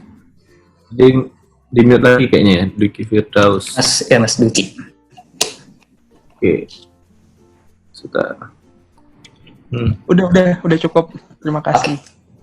Oke, sip. Nah, kita lanjut ya buat pertanyaan yang dari chat. Ini kita pilih dulu ya. Mungkin kalau misalnya yang udah kejawab dari jawaban penyampaian sebelumnya, kita skip. Mungkin ini lebih nanya-nanya tentang, ada yang nanya-nanya tentang yang diikuti di Coursera, yang Udacity ya, yang nano degree, sama di MITx. Nah, itu kalau yang di Udacity nano degree kemarin worth it nggak sih gitu yang dipelajari, karena harganya itu lumayan fantastis gitu dari Mas Maida Fawaz. Lalu kalau untuk yang MITx dan Unibon gimana bisa ikut dan caranya, apakah itu bayar gitu? Oke, ada lagi? Ya, dua itu dulu aja paling yang Oke, itu dulu. pelatihan. Oke, satu-satu. Jadi kalau yang Udacity itu sih menurut saya sih worth it, terutama buat yang masih pemula saya kalau itu. Buat orang yang belum pernah sama sekali merasakan yang namanya coding, juga bahkan coding hingga machine learning. Karena di program itu juga sebenarnya kita diajarin juga pemrograman Python gitu. Di situ juga diajarin gitu. Tapi kalau menurut saya buat orang yang udah pernah megang Python gitu, udah tahu namanya programming, dan mungkin ada tahu lah sedikit-sedikit soal machine learning, yang nggak juga sih sebenarnya, nggak dengan harga segitu sebenarnya nggak terlalu worth it juga sih sebenarnya. Bisa aja kalian, kalau kalian punya motivasi yang tinggi, sebenarnya belajar sendiri juga bisa. Banyak kan sebenarnya yang gratis di luar sana gitu. Kalau mau ngerjain project juga kalian kan bisa ikut Kaggle tadi, ikut data science competition, di sana juga banyak resource gitu ya. Selama motivasinya kalian kuat, sebenarnya nggak perlu sih ngambil sertifikat. Jujur, menurut saya nggak perlu. Yang penting kalian portofolio kalian bagus. Misalnya kalian ikut kompetisi, kalian bisa dapat posisi lah, ada tempat gitu. Walaupun nggak juara satu, mungkin ada misalnya 10 besar gitu, udah lumayan gitu, bisa membuktikan kalau kalian itu mampu. Gitu. Itu kan sebenarnya bisa jadi kredensial, bisa jadi kayak bukti buat kalian kalau kalian itu mampu. Ya tanpa perlu sertifikat pun menurut saya sih nggak masalah sih gitu. Jadi percuma gitu, buat apa kalau kalian cuman misalnya kalau ada teman-teman yang pengennya sebenarnya cuma sertifikat aja, jadi maksain buat selesai dalam 1 bulan gara-gara harganya mahal tapi ilmunya nggak dapat gitu. Jadi buat apa gitu? Karena kan buat belajar sesuatu yang berat itu menurut saya perlu waktu gitu, perlu step by step, yang mana perlu diulang-ulang gitu biar paham banget gitu. Kalau terlalu buru-buru cuman sebulan, menurut saya sih nggak terlalu worth it jadi pada akhirnya. Dan untuk yang MITx itu, saya sendiri sebenarnya itu apply ada financial assistant. Jadi kalau kalian teman-teman juga bisa buka di ada website IDX, Google, kalau di googling IDX financial assistant gitu. Asisten sekali ya teman-teman daftar di situ gitu buat dapetin potongan harga. Sebenarnya nggak 100% kalau yang itu. Potongan harganya itu kayak 90%. Jadi teman-teman cuma perlu bayar 10% aja. Dan kalau MITx itu sebenarnya lebih ke teoritis. Kalau teman-teman yang pengen belajar lebih dalam lagi, itu bagus. Tapi kalau yang lebih aplikatif sih enggak sih menurut saya. Karena yang bakal kepake di industri nggak akan banyak dari yang apa kita pelajari di situ. Karena yang dipelajarin itu bener-bener kayak probability dan statistik. Nah, teman bakal belajar rumus-rumus matematika, lebih ke hal-hal yang teoritis banget lah gitu, nggak terlalu aplikatif di sana. Dan untuk yang Unibon itu sebenarnya saya itu kemarin itu kuliah S2 gitu. Sebenarnya harusnya kuliah S2 gitu. Saya sempat di Jerman waktu itu di Unibon, dan itu bayar gitu. Maksudnya bayar administrasinya aja sih sebenarnya. Kan kalau kuliah di Jerman itu kan emang terkenal gratis gitu. Gratis, tapi kan kita juga perlu memikirkan namanya biaya hidup di sana gitu. Ada juga biaya administrasi per bulan yang kira-kira sekitar terakhir itu 300 euro gitu kalau nggak salah. Nah, itu ya kayak pertanyaannya tadi kalau nggak salah. Itu ya buat jawaban untuk Maida Fawaz sama Mas Edit Baskara. Nah, ini mungkin lebih nanya ke tentang teknis tentang machine learning-nya. boleh dicontohkan nggak model di machine learning atau deep learning itu seperti apa? Lalu bagaimana tahap-tahap pengolahan data dari persiapan sampai dapat insight? Gitu. Oke. Bagaimana contoh modelnya ya? Mana ya? Biasanya nggak ada itunya, nggak ada apanya?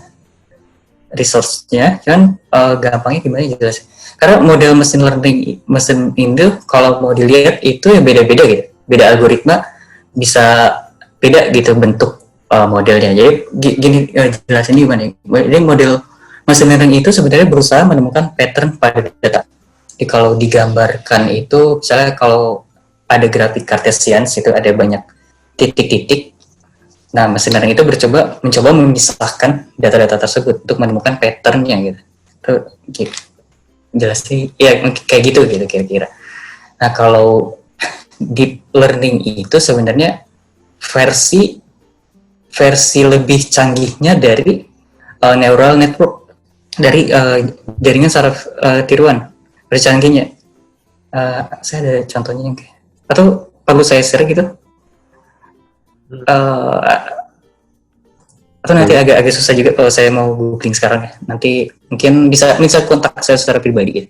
Jadi pada intinya itu kalau deep learning itu kalau pernah lihat deep learning itu kan ada layer-layer. Nah, layernya itu dalam banget gitu deep learning, dalam hidden layernya. Yang di tengah itu ada beberapa layer, sementara kalau neural network yang di machine learning itu nggak dalam. Jadi kira-kira gitulah gitu perbedaan model. Dan tadi itu tahap-tahap dari mulai pengolahan data sampai insight ya. Nah, tahap-tahap pertamanya pasti kan kita mengolek data dulu ya, mengolek data. Yang mana cara mengoleknya bisa beda-beda tergantung sumbernya gimana gitu. Kalau disimpan dalam SQL ya kalian harus bisa SQL gitu. Nah, setelah datanya itu diambil, terus biasanya sih akan kalian transformasi terlebih dahulu gitu, transformasi biar bisa dilihat. Soalnya kadang data yang masuk di real industry itu nggak mesti data yang bagus gitu, belum tentu datanya bentuk table yang gampang dilihat gitu. Bisa aja datanya itu dalam bentuk JSON yang ada disimpan dalam satu kolom, yang mana itu kan nggak susah gitu ngelihatnya. Yang biasa kita ditransformasi itu, setelah ditransformasi kita analisa datanya, dilihat misalnya bisa teman-teman analisa misalnya mean-nya gitu, mediannya yang kayak gitunya kalian teman-teman lihat. Terus dilihat juga misalnya apakah ada missing value atau enggak. Missing value, misalnya value yang kosong gitu, value yang kosong lah pada data. Terus itu perlu teman handle gitu, terserah. Ada banyak teknik untuk menghandle missing value gitu. Misalnya kalau cuma dikit bisa teman-teman buang aja gitu. Atau bisa pakai regression, atau bisa juga pakai rata-ratanya gitu, pakai mean-nya. Ada banyak teknik. Nah, setelah teman-teman bersihin, terus bisa juga misalnya teman-teman lihat lagi misalnya fitur-fitur dari datasetnya, dilihat korelasinya gitu, misalnya korelasi antara fitur satu dan fitur yang lain, apakah ada yang sebenarnya tinggi banget korelasinya. Semakin tinggi korelasinya berarti bisa kita buang ya. Jadi di situ kita mencoba mengurangi fitur-fitur yang dirasa sebenarnya nggak perlu ada gitu. Atau bisa juga dianalisa berdasarkan pemahaman domain kita, pemahaman kita. Mungkin menurut kita fitur ini sebenarnya nggak membantu buat membuat supaya machine learning model itu bagus gitu, bisa dibuang gitu. Setelah teman-teman bersihkan datanya, nah barulah mungkin bisa gitu teman-teman bikin modelnya. Kayak tadi pertanyaannya buat insight ya. Kalau buat insight ya setelah teman-teman lakukan semuanya itu, ya teman-teman mulai misalnya bisa di-plotting ya buat dapat insight-nya. Misal kalau teman-teman mau lihat distribusinya gitu pakai histogram gitu. Ya hal-hal yang kayak masalah di step yang data analisis dan visualisasi tadi banyak di situ, nanti bakal teman-teman pelajarin soal masalah memvisualisasikan data itu tadi.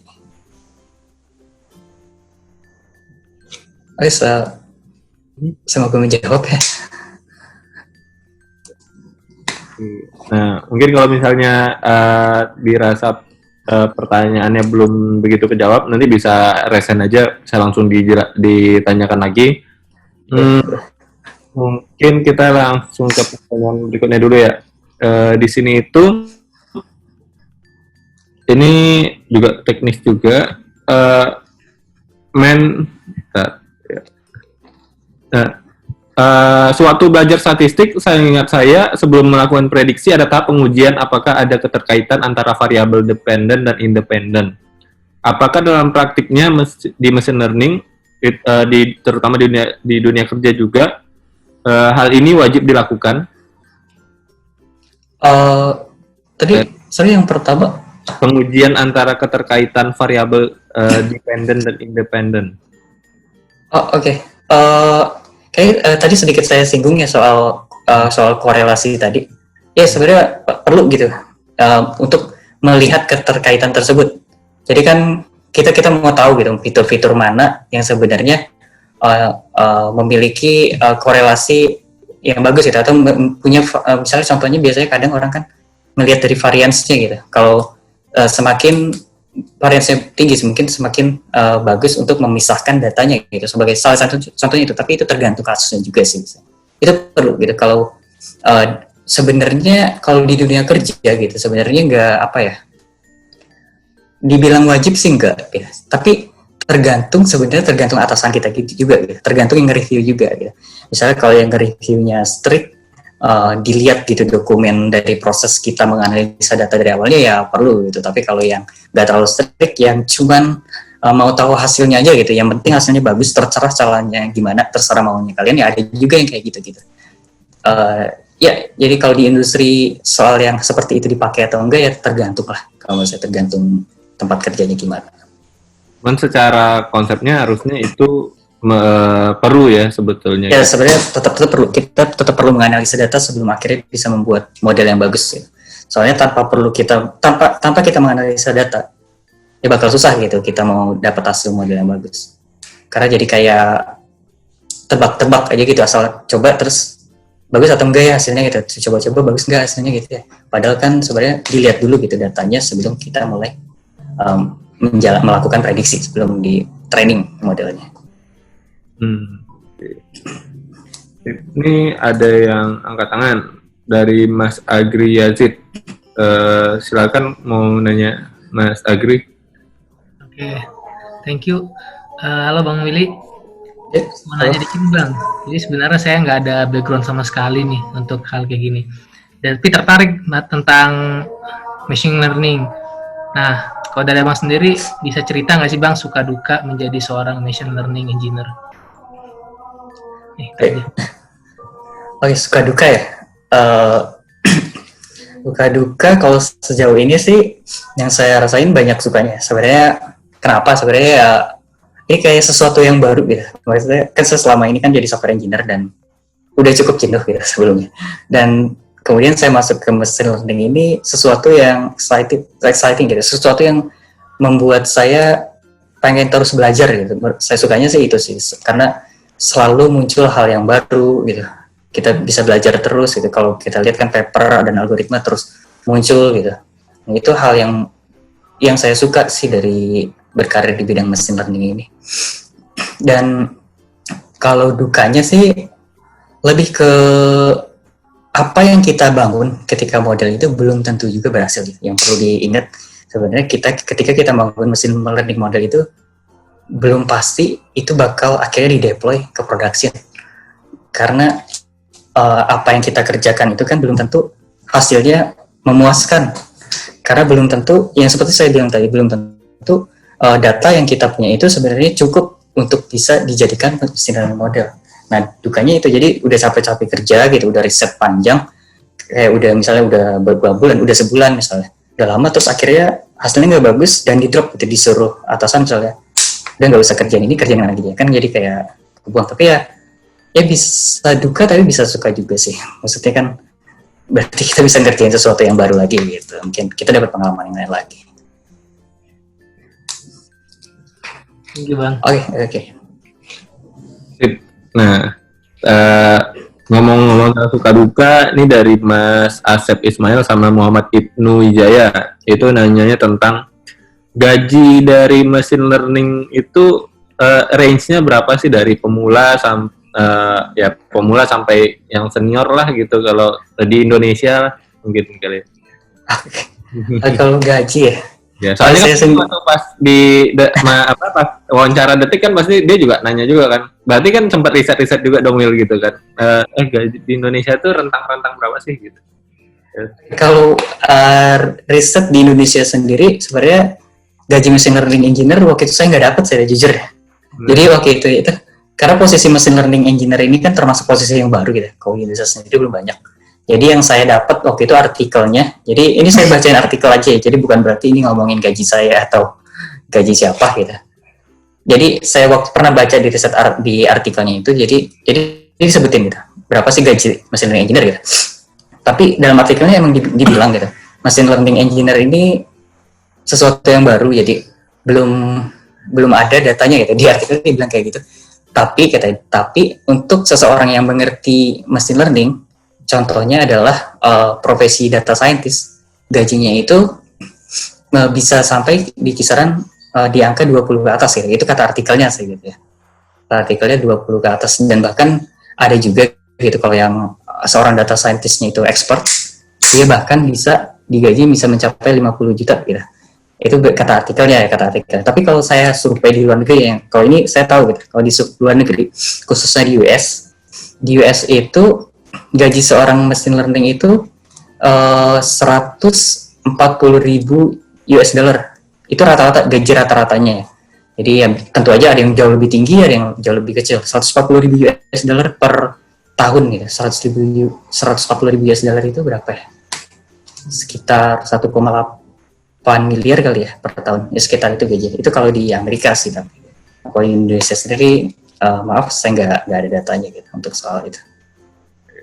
Ya mungkin kalau yang masih fresh graduate, jadi yang ngikutin standar-standar programmer kali ya. Mungkin yang iya, mungkin ikut kayak gitu.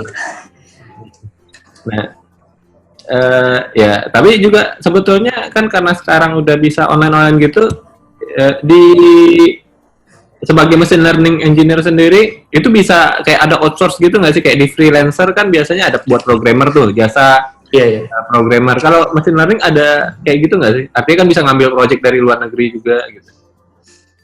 Ada sih yang saya lihat ada kayak terutama kayak freelancer yang membantu membuatkan model machine learning itu ada sih, ada kok di freelancer ada. Tapi untuk kisaran pasaran harga jasa berapa saya juga kurang tahu ya, belum bisa. Biasanya di mana tuh Will? Kemarin? Freelancer.com itu ya kalau nggak salah. Yang di freelancer.com ya? Iya, okay. Ada kayak kalau di data scientist gitu ada. Mungkin ada yang tertarik jadi freelancer ya, buka freelancer.com, lihat di situ rate-nya gitu kan. Ya, bisa ngukur juga di situ kan kemampuannya berapa mana. Oke. Nah,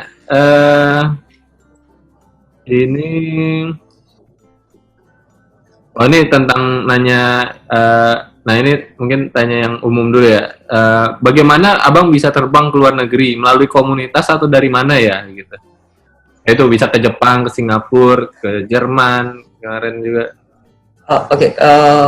Kalau saya sih pada awalnya bisa ke luar negeri itu sebenarnya karena nyari sendiri sih. Jadi nyari secara online. Jadi waktu itu kan emang saya pengen mencari kerja ke luar negeri. Akhirnya saya buka-buka situs lowongan kerja gitu. Saya cari lewat Google gitu, cari-cari. Dan ya akhirnya dapet ke luar negeri, dapat ke Singapura. Kalau yang ke Jepang sih sebenarnya kan itu karena masih perusahaan yang sama aja ya. Kalau ke Jerman ya itu buat kuliah. Ya semuanya prosesnya online gitu. Proses saya sendiri itu nggak ada pakai kenalan atau apa-apa.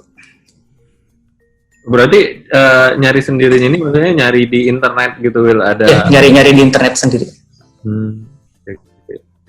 Ya, kalau yang kayak Singapura sama Jepang itu berarti kan nyari lowongan gitu ya? Ada Iya, nyari lowongan kerja. Kalau waktu itu kalau mau lihat website yang saya pakai dulu itu websitenya itu topkarir.jp, tapi sekarang udah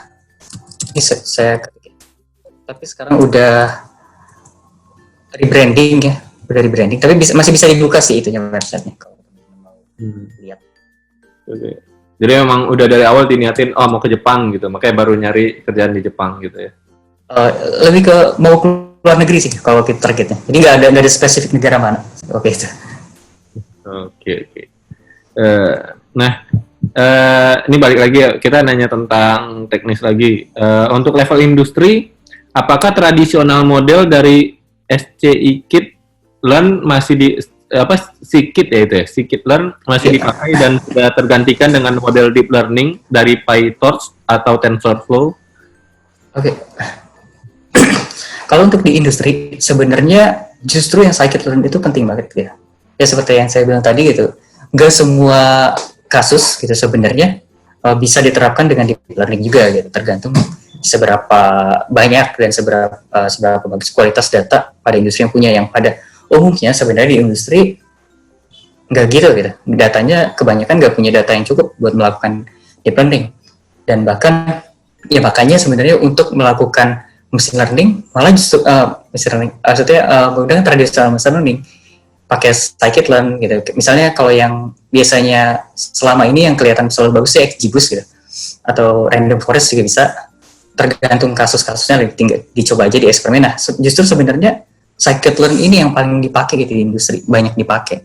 Makanya itu sebenarnya sebelum masuk ke belajar TensorFlow dan PyTorch, sebenarnya bagusnya masuk ke scikit-learn dulu kalau menurut saya. Ya karena di industri kebutuhannya sih masih dipakai banget lah gitu ya, dibandingkan yang TensorFlow dan PyTorch. Ya tapi tergantung kasus. Misalnya kalau perusahaannya itu perusahaan apa namanya, yang berkutat di bidang computer vision gitu, yang soal kayak misalnya kalau tahu Noteflux, perusahaan Noteflux, nah di situ kan dia fokusnya kayak video analytics atau image processing, hal-hal yang berbau image itu emang harus pakai deep learning gitu. Kalau data-data yang unstructured itu pakai deep learning, tapi kalau data yang structure, data yang kayak bentuk table itu justru pakai traditional machine learning, pakai scikit-learn yang bahkan bisa lebih bagus. Oke, semoga menjawab pertanyaannya.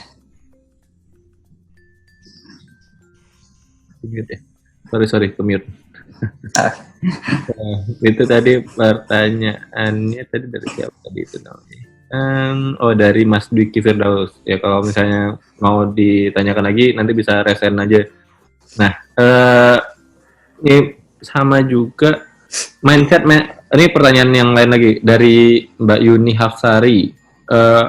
Mindset apa yang harus dipakai untuk membuat model machine learning? Karena kita kan menggunakan banyak hyperparameter, etc.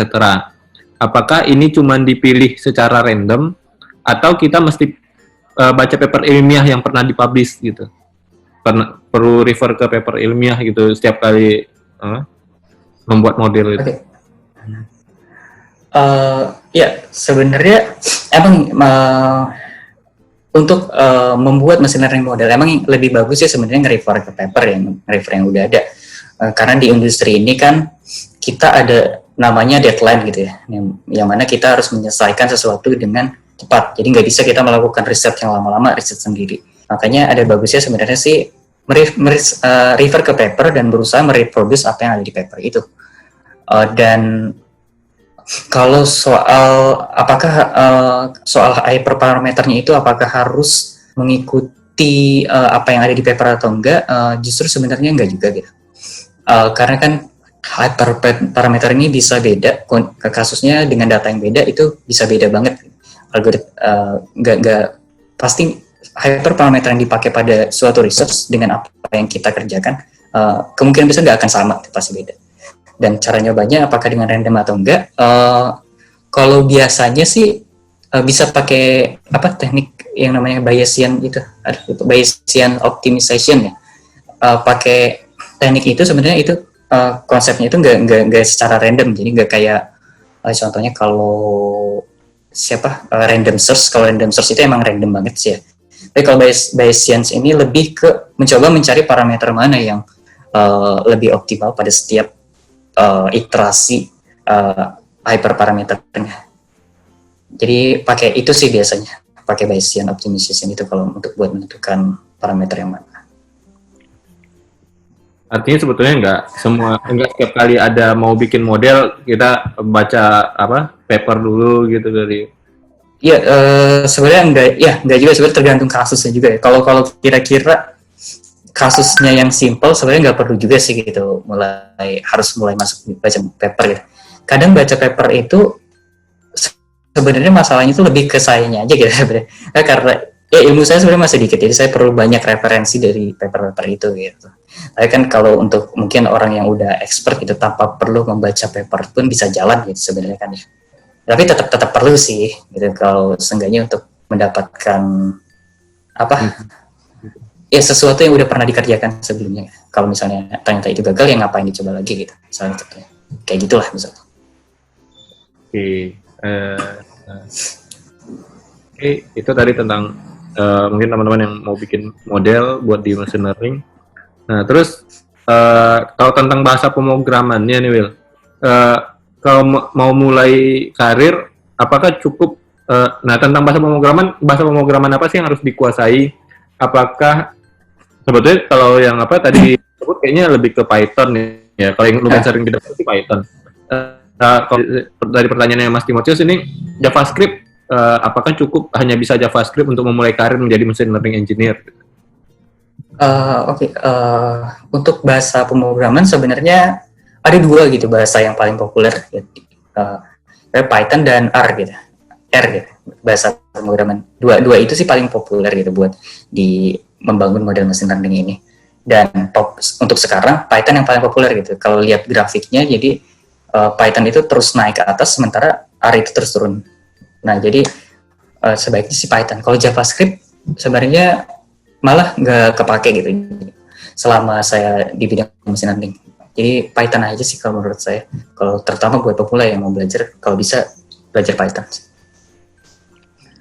Oke.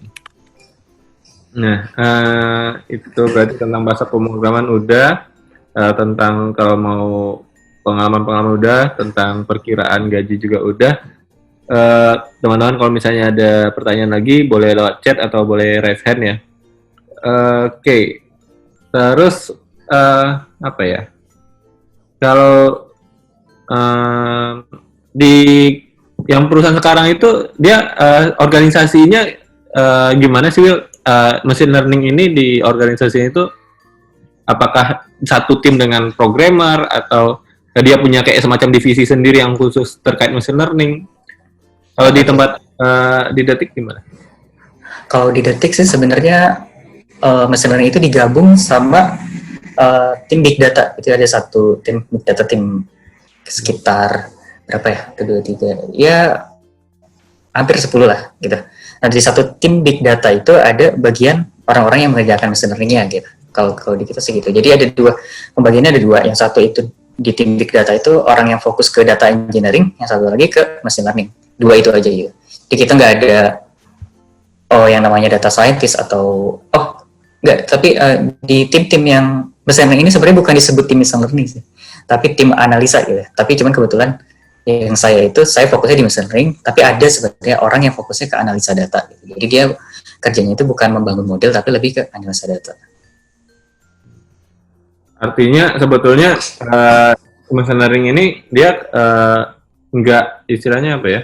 Berarti di tim juga ada yang nggak begitu menguasai IT dong, ya? Atau semuanya menguasai IT di situ? Kalau dibilang menguasai IT mungkin sampai batas tertentu lah. Soalnya kayak di tim analisnya sendiri sebenarnya 2 orang dari tim kita itu bukan orang ilmu komputer ya, bukan orang computer science.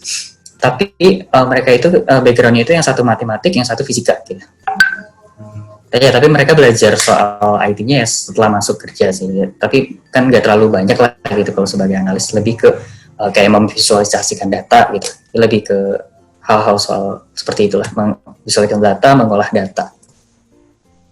Oke. Ini dari Mbak Siti Aisyah ada nanya juga, Will, tentang contoh produk machine learning. Cuman mungkin tadi udah tuh ya, di YouTube contohnya rekomendasi, atau di berita juga ada rekomendasi gitu kan ya, berdasarkan histori kita. Ya, itu contohnya. Terus yang tadi kayak mendeteksi COVID gitu, misalnya pada X-ray, itu machine learning juga. Oke. Kalau secara, nah itu tadi buat mungkin Mbak Siti Aisyah tadi itu contohnya. Kalau misalnya kurang mau lebih detailkan lagi untuk contohnya, boleh disampaikan aja. Atau mungkin kurang jelas tentang contoh-contohnya. Nah, berarti mungkin dari teman-teman kalau misalnya ada pertanyaan lagi, boleh lewat chat atau ditanyakan langsung, raise hand, nanti dipersilakan buat menyampaikan. Kalau sekarang berarti di level Willy sekarang kan artinya sudah kerja di bidang machine learning. Itu kalau sekarang banyak belajarnya dari mana, Will? Kalau sekarang sih banyak belajarnya kalau saya sendiri dari online course. Kalau online course belajar dari ngerjain project sendiri gitu, side project, personal project gitu. Saya project yang cuman buat sekedar buat ditaruh di GitHub buat portfolio. Nah dari situ sih paling saya belajar. Oke. Yang di GitHub apa tuh, Will? Lagi ngerjain apa aja sih yang contohnya? Contohnya kalau yang sekarang itu kemarin sih sebenarnya baru selesai ya. Buat deteksi orang gitu, person detection. Sebenarnya itu sebenarnya bagian dari programnya Udacity juga sih. Jadi bukan program yang tadi. Jadi ada program baru lagi dari Udacity. Kebetulan saya dapat scholarship-nya juga dari situ. Nah jadi lebih ke buat mendeteksi orang. Jadi eksperimen beberapa model. Terus modelnya itu di-convert ke intermediate representation atau apa ya? Di-convert, gampangnya bilangnya di-convert biar lebih optimize lah, biar lebih size-nya lebih kecil, biar bisa lebih cepat ngelakuin prediksinya. Tujuannya buat apa? Tujuannya buat bisa di-deploy ke IoT device gitu. Itu sih yang kemarin baru ini dikerjain. Oke. Ini ada pertanyaan lagi. Kalau R sama Python itu lebih mudah dipahami yang mana, Will? Python. R buat pemula cukup sulit sih menurut saya. Ini mendingan Python aja. Berarti lebih ke Python ya sebenarnya. Yeah. Ya, tapi ada kayak beda penggunaannya nggak sih antara R sama Python itu biasa? Atau sebenarnya sama aja keduanya itu? Kalau di luar sebenarnya ya sebenarnya pada ujungnya sih sebenarnya sama aja sih, kayak ujungnya buat model, tapi pasti ada kelebihan dan kekurangannya ya. Tapi saya sendiri sebenarnya kurang tahu gitu. Maaf nggak kalau kelebihan kekurangannya dari mana. Tapi yang dengar-dengar sih kalau untuk dari sisi kayak data analisis gitu, katanya bagus pakai R sih, kayak yang saya dengar-dengar gitu. Walaupun ya saya belum pernah nyoba gitu, jadi saya nggak bisa bilang gitu sebenarnya. Benar nggak sih R untuk data analisis lebih bagus atau enggak? Ya selama ini saya kalau buat data analisis saya pakai Python aja. Iya.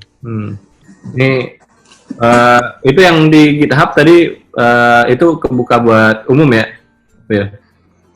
Yang di GitHub, kalau yang project-project yang pernah saya update sih di GitLab sih kalau mau. Di GitHub ada juga, cuman dikit sih. Saya lebih sering update-nya di GitLab.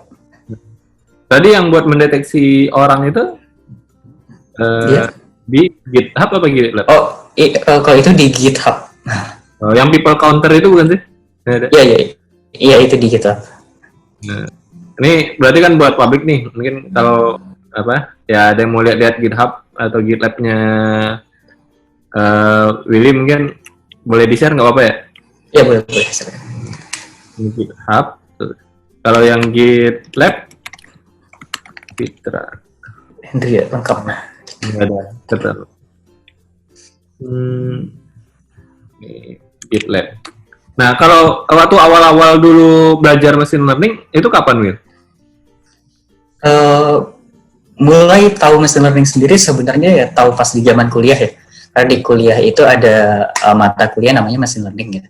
Walaupun ya itu kan cuma belajar secara teoritis aja ya gitu. Tapi kalau mulai belajar soal terkait dengan prakteknya yang realnya itu sebenarnya tepatnya itu setelah saya mutusin buat nggak lanjut S2 lagi sih kemarin sebenarnya. Jadi kan setelah memutuskan nggak lanjut S2, kemudian saya fokus belajar, ngambil online course, ikut kompetisi. ngerjain project ngikutin tutorial, itu saya fokus banget gitu kayak itu. Nah setelah udah saya rasa siap, nah baru mulai ngelamar kerja. Nah waktu itu tepatnya setelah berarti kira-kira sekitar bulan bulan Juli kayaknya kan baru mulai benar-benar belajar machine learning lebih dalam gitu.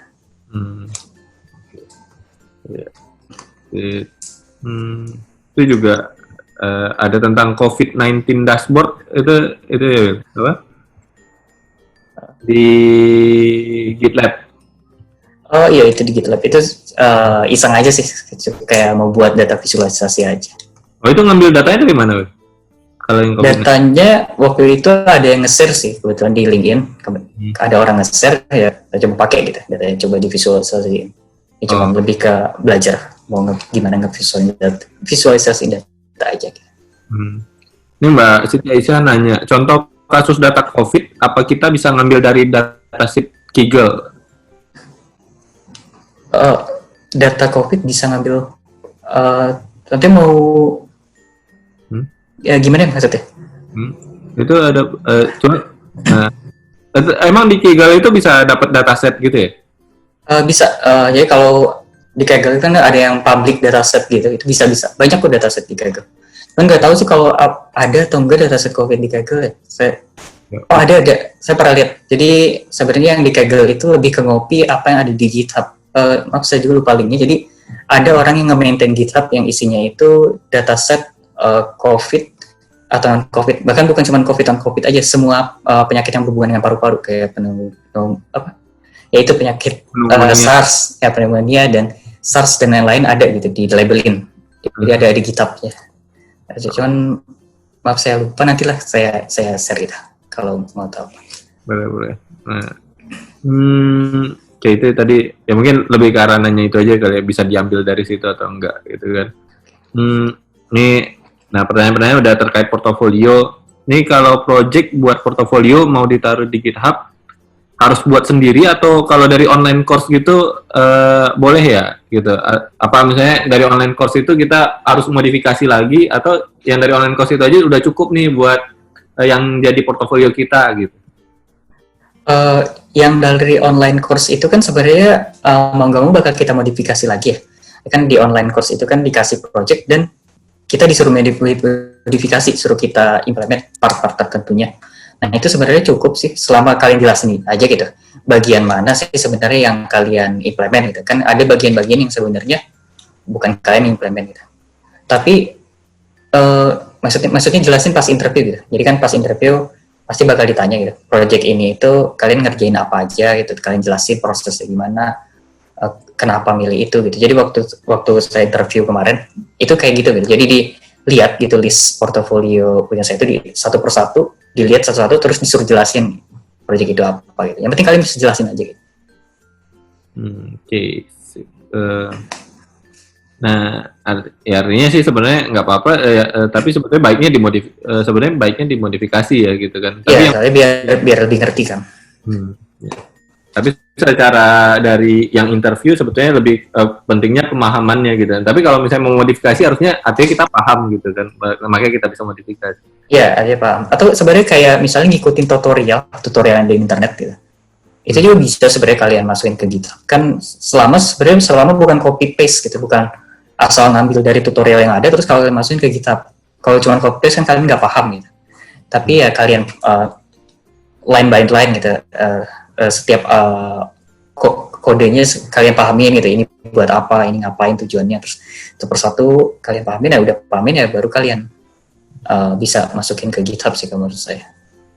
Ya berlaku juga buat programmer sih kan sering juga tuh, saya udah pernah bikin mobile apps ini atau website ini gitu kan. Nah wawancara pasti kita nggak sekedar percaya langsung aja itu dia bikin gitu kan, kita tanya. Ini strukturnya gimana gitu kan, flow-nya gimana dari si aplikasinya, atau kalau di sini berarti machine learning-nya cara kerjanya dia gimana gitu kan. Kalau jawab ya berarti kan ketahuan gitu kalau cuma ngambil aja gitu kan. Nah itu. Nah oke. Mungkin ini ada karena waktu juga, ini pertanyaan terakhir dari Mbak Yuni Hafsari. Betul nggak, emang betul machine learning engineer itu demand-nya tinggi di Indonesia? Kalau di luar negeri sih kan high demand tuh, kalau di Indonesia sendiri kayak apa memang betul tinggi atau sebetulnya orang-orang masih banyak yang nggak tahu tentang machine learning gitu kan? Otomatis kan kalau perusahaan nggak tahu machine learning, dia juga nggak membuka lowongan buat machine learning gitu ya. Nah, ya kalau soal demand, ya emang kalau dibandingin sama luar negeri emang jauh ya. Demandnya itu nggak sebanyak di luar negeri lah. Tapi di Indonesia walaupun sedikit sebenarnya saingannya juga sedikit gitu kan. Jadi sejauh ini sih selama di LinkedIn saya sering gitu dapat tawaran gitu buat untuk posisi khusus spesifik machine learning engineer gitu. Jadi bukan data scientist. Gitu. Tapi kalau data scientist ya banyak banget ya. Emang di Indonesia cenderungnya masih data scientist ya, dibandingkan machine learning engineer sendiri. Ya emang benar sih gitu. Demand-nya sebenarnya nggak tinggi gitu di Indonesia dibandingkan luar negeri, tapi dibandingkan dengan talentnya, ya masih bisa dibilang masih tinggi lah kita. Ya, jumlah talentnya gitu.